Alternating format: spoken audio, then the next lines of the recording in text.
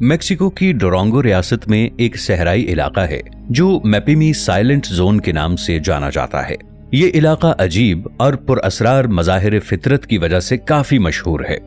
ये जोन इसलिए भी सबसे ज्यादा पुरअसरार माना जाता है क्योंकि यहाँ पर कभी भी कोई रेडियो सिग्नल या कम्युनिकेशन की आवाज नहीं सुनाई देती। कहा जाता है रेडियो, मोबाइल फोन और दूसरी डिवाइसेस जैसे ही इस इलाके में दाखिल होती हैं तो इनमें खराबी पैदा हो जाती है। ऐसा लगता है जैसे कोई गैबी कुव्वत सिग्नल ब्लॉक कर रही हो, और यही वजह है कि लोग इस इलाके को साइलेंट जोन के नाम से जानते हैं। एक नजरिए के मुताबिक 1960 की दहाई में यहाँ एक बहुत बड़ा मेटेरॉइट गिरा था और तब से माना जाता है कि यहाँ पर गैर मामूली सरगर्मियां सरंजाम दी जाती हैं, और मेटेरॉइट्स गिरने के बाद ही यहाँ पर गैर मामूली सरगर्मियों का होना नोटिस किया जा रहा है।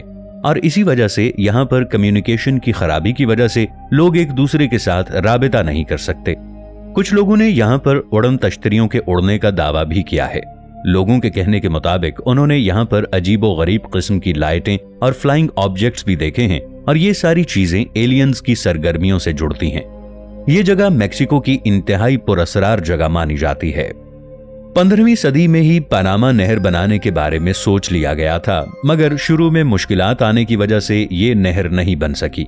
फिर फ्रांस ने साल 1880 से 85 के दौरान इस पुल को बनाने का काम शुरू किया, मगर यहाँ पर रिहाइश और सफाई का मुनासिब इंतजाम न होने की वजह से यहाँ पर काम करने वाले मजदूर बीमार होने लगे, और इंजीनियर्स की परेशानियों की वजह से भी फ्रांस ने काम बीच में ही बंद कर दिया। बदकिस्मती से इस दौरान यहाँ पर 22,000 लोग मौत के मुंह में चले गए। फिर 1904 में दोबारा इस नहर की तामीर का काम शुरू किया गया, और 1914 में ये नहर आम लोगों के लिए खोल दी गई। आपको ये जानकर हैरानगी होगी कि अमेरिका के शिमाली और जनूबी साहिलों की दूरी इस नहर से होकर गुजरने पर तकरीबन 12,875 किलोमीटर कम हो जाती है, वरना जहाजों को एक लंबा चक्कर लगाना पड़ता था और इस चक्कर में तकरीबन 2 हफ्ते लग जाते थे।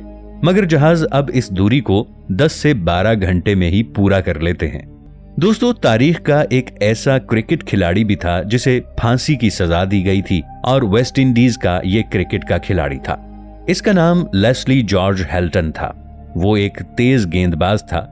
उन्होंने 1935 से लेकर 1939 तक वेस्ट इंडीज की तरफ से 6 टेस्ट मैच खेले थे। उसे 17 मई 1955 को अपनी बीवी को कत्ल करने के जुर्म में फांसी की सजा सुनाई गई थी। इस कत्ल के पीछे की वजह निहायत अजीबोगरीब है। कहा जाता है कि उसने अपनी बीवी लॉरलिन रोज की बेवफाई से नाराज होकर उसका कत्ल किया था। कहा यह भी जाता है कि उसकी बीवी का कपड़ों का कारोबार था और वो इसी सिलसिले में अक्सर न्यूयॉर्क जाती रहती थी। एक दिन वो कपड़ों के कारोबार के सिलसिले में न्यूयॉर्क गई हुई थी और इसी दौरान लेस्ली को एक गुमनाम खत मिला। इस खत में उसकी बीवी के न्यूयॉर्क में किसी आदमी के साथ नाजायज ताल्लुकात का जिक्र था। जैसे ही ये खत लेस्ली ने पढ़ा, उसने आओ देखा ना ताओ और फौरन अपनी बीवी को न्यूयॉर्क से बुलवा लिया और इस खत के बारे में पूरे खानदान में नशर कर दिया। पहले तो उसकी बीवी नाजायज ताल्लुकात से इनकार करती रही और कहने लगी कि खत में जिस आदमी का नाम है वो बस इस आदमी को बराए नाम जानती है। लेस्ली भी हार मानने वालों में से नहीं था।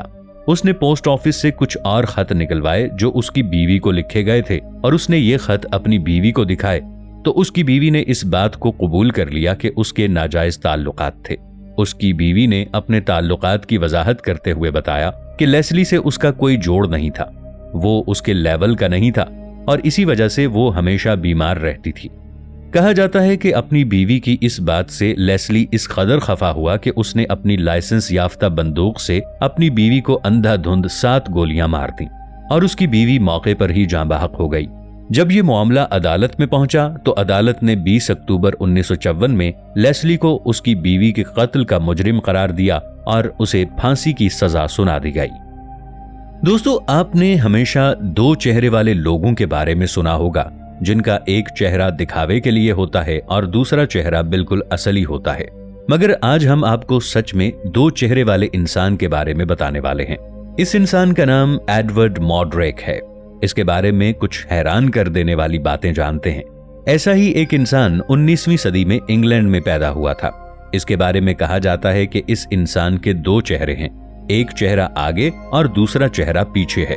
इस शख्स के दोनों चेहरे अलग अलग काम करते थे। इस शख्स का नाम एडवर्ड मॉड्रेक था। ये शख्स जैसे ही सोने की कोशिश करता, इसका दूसरा चेहरा जाग जाता था और वो रात भर करवटें बदलता रहता था। 1985 में एक ऐसी खबर छपी थी जिसमें इस आदमी का जिक्र किया गया था। इस खबर में यह लिखा था कि एडवर्ड अपने दूसरे चेहरे से काफी परेशान रहता है, क्योंकि दूसरे चेहरे की वजह से वो कई दिनों तक सो नहीं पाता था। कहा जाता है कि वो इस इलाज के लिए डॉक्टर के पास भी गया था। उस वक्त टेक्नोलॉजी में इतनी जिद्दत नहीं आई थी, इस वजह से इस शख्स का इलाज नहीं हो सका और डॉक्टरों ने इसका इलाज करने से इनकार कर दिया। कहते हैं कि उसके चेहरे के पीछे वाला चेहरा किसी लड़की का था। इस चेहरे की आंखें थीं मगर वो देख नहीं सकती थी। इसके अलावा उस चेहरे का मुंह भी था मगर वो खा नहीं सकता था और वो चेहरा ना ही कुव्वत के साथ बोल सकता था। उसके इस मुंह से सिर्फ बुड़बुड़ाहट की आवाजें ही आती थीं। जब एडवर्ड खुश होता तो उसके दूसरे चेहरे को ये चीज बर्दाश्त नहीं होती थी और वो चेहरा उसका मजाक उड़ाता था। जब वो रोता था तो उसका दूसरा चेहरा मुस्कुराता था। कहा जाता है कि इस शख्स ने अपने दूसरे चेहरे से परेशान होकर अपनी जान खुद ले ली थी, यानी खुदकुशी कर ली थी। जब उसने खुदकुशी की उस वक्त उसकी उम्र सिर्फ 37 साल थी। दोस्तों, आपने अजीम साइंसदान एल्बर्ट आइंस्टाइन के बारे में तो जरूर सुना होगा। ये तारीख का सबसे ज़हीन तरीन इंसान माना जाता है, मगर कहा जाता है कि जो लोग जितने ज़हीन हों उन्हें चीजें भूलने की उतनी ही आदत होती है। और दोस्तों, आज मैं आपको आइंस्टाइन का ऐसा ही एक वाकया बताने जा रहा हूं। आइंस्टाइन एक बार ट्रेन में सफर कर रहा था। जब टिकट चेकर उसके पास आया तो उसने टिकट दिखाने के लिए अपनी जेब में हाथ डाला। जब जेब में टिकट ना मिला तो आइंस्टाइन ने अपना सूटकेस चेक किया। जब वहां भी टिकट ना मिला तो वो अपनी सीट के आसपास अपना टिकट चेक करने लगा। जब टिकट चेकर ने आइंस्टाइन का ये आलम देखा तो वो कहने लगा कि अगर आपका टिकट गुम हो गया है तो कोई बात नहीं, मैं आपको बहुत अच्छे तरीके से जानता हूं और पहचानता भी हूं। आपने टिकट जरूर खरीदा होगा। टिकट चेकर जब बाकी लोगों को टिकट चेक करके जा रहा था तो उसने देखा कि आइंस्टाइन अभी भी अपनी सीट के आगे पीछे टिकट देख रहा था। तो टिकट चेकर दोबारा से कहने लगा कि आपको टिकट के लिए परेशान होने की जरूरत नहीं है, आपसे टिकट के बारे में नहीं पूछा जाएगा। तो आइंस्टाइन कहने लगा कि वो तो ठीक है, मगर टिकट के बगैर मुझे कैसे पता चलेगा कि मैं कहां जा रहा हूं। दोस्तों, यूएस प्रेसिडेंट विलियम मैकिनली हमेशा खुशकिस्मत तवज्जो के तौर पर अपने कोट पर एक सुर्ख रंग का गुलाब लगाया करते थे। 1901 में लोगों को खुशामदीद कहते हुए अपने खुशकिस्मत गुलाब को अपने कोट से उतार कर एक 12 साल लड़की को लगा दिया और कहने लगे, मैं इस फूल को एक दूसरे प्यारे से फूल को देना चाहता हूं। दोस्तों, आप ये बात जानकर हैरान रह जाएंगे कि अपने खुशकिस्मत गुलाब को उतारने के कुछ ही सेकंड्स के बाद हुजूम में से किसी शख्स ने उसको गोली मार के कत्ल कर दिया।